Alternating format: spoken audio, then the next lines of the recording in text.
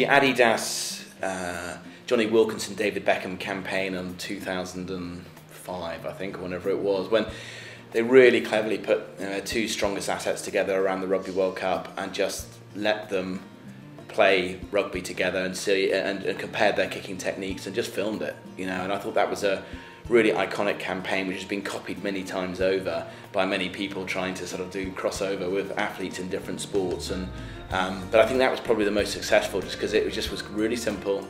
It's a really great idea, and I think it's the only time I've been in a pub watching a sports event, as I did that year. The advert came up on screen, and at the end of it, the whole pub applauded. And to get that response was extraordinary, particularly as I was sitting next to the Nike brand manager at the time, who was holding his head in his hands.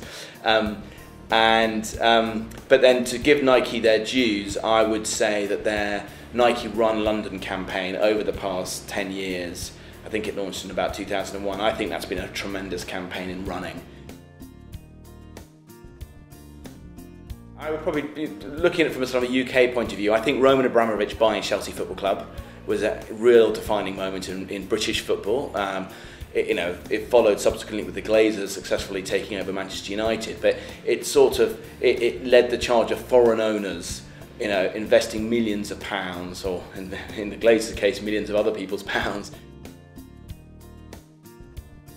For me, probably England winning the Ashes at home in 2005, a sort of Freddie Flintoff series. I think both working in relation to that, we were working with Betfair at the time, who were sponsoring the series, and so we were heavily involved from a professional point of view, and as a fan, just to be there. And I think the whole country really got behind the team then, and got behind the whole the nation sort of just gelled. But I think the amount of support that created, and the way that the manner of the series, and the way in which England won it, and the kind of guys who were in the team at that time, are big personalities. I think probably for me that's the thing that stands out most in my memory.